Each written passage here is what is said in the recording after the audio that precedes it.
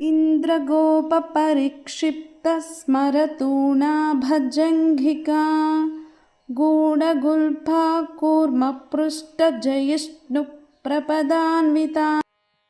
భావం: ఇంద్రగోప అంటే ఆరుద్ర పురుగులు వర్షాకాలంలో వస్తాయి. ఇవి ఎర్రగా ఉంటాయి.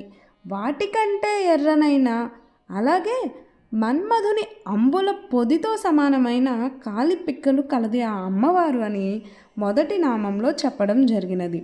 గూఢగుల్ఫ అంటే చీలమండలం, రహస్యమైన నిండైన చీలమండలం కలది ఆ అమ్మవారు. ఆ చీలమండలం వరకు కూడా చీరను ధరించి ఉన్నది. అంటే ఆమె పద్మాసనంలో కూర్చొని ఉంటుంది కాబట్టి ఆ చీలమండలం వరకు కనిపించదు. కాబట్టి గూఢగుల్ఫ అంటారనమాట. కూర్మపృష్ఠ జయిష్ణు ప్రపదాన్విత. ఈ నామంలో కూర్మపృష్ఠ అంటే తాబేలు వీపు ఎత్తుగా ఉంటుంది కదా, అది.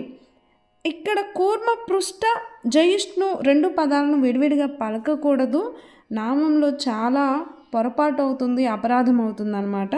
కూర్మపృష్ఠ అమ్మవారి వీపు ఎత్తుగా ఉంటుంది అని వదిలేయకూడదు అనమాట. అంత అందంగా ఉంటుంది. కూర్మపృష్ఠ జయిష్ణు ప్రపదాన్విత.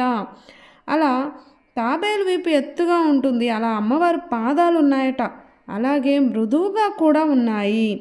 ఏ విధంగా శ్రీ మహావిష్ణువు మందర పర్వతాన్ని ఎత్తి ఆ విధంగా అమ్మ సంసారంలో నుండి పైకి ఎత్తి ఉద్ధరించే పాదాలు అవి. ఇక్కడ అమ్మవారి వీపు ఎత్తు అంటే కూర్మపృష్ఠ అంటే అమ్మవారి వీపు ఎత్తు అని అపహాస్యం చేసినట్టుగా అవుతుంది. అందువల్ల కూర్మపృష్ఠ జయిష్ణు అని కలిపి చదవాలన్నమాట.